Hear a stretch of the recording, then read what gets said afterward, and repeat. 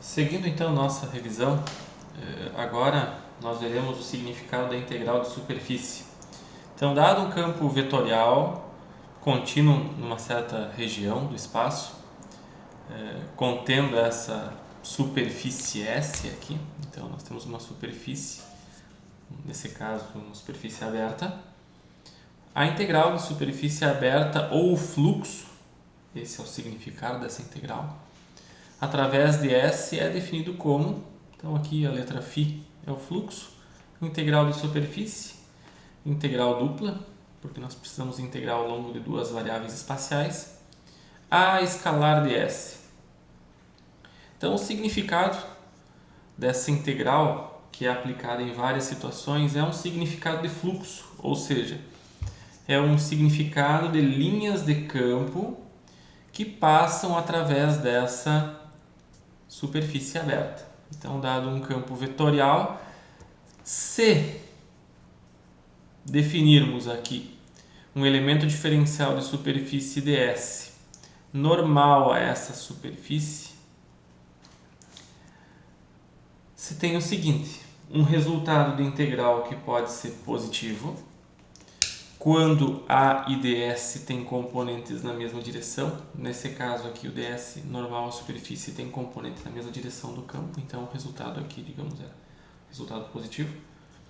Se o ds for no sentido contrário ao campo vetorial, o resultado dessa integral produz um fluxo, um resultado negativo.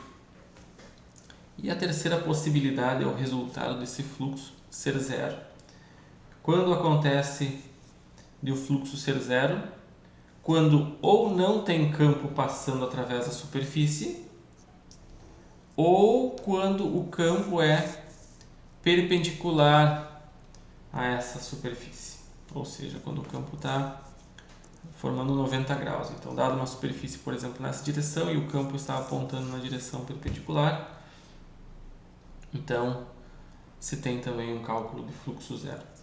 Em eletromagnetismo, o fluxo é muito importante. Ele serve para definir fluxo elétrico, fluxo magnético. A própria definição de corrente elétrica é uma definição baseada nessa expressão.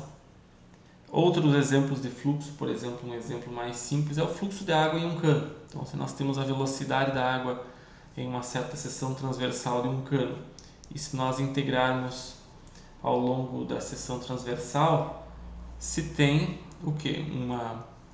Digamos, um campo de velocidades em metros por segundo, que acaba multiplicando por uma grandeza metro quadrado, gera então um fluxo que é metro cúbico por segundo, que é uma definição de vazão.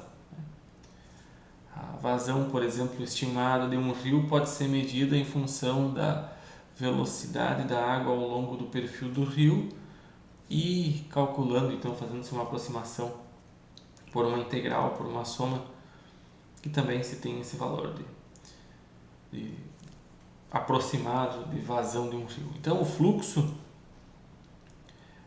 é uma grandeza matemática, mas que tem significado físico.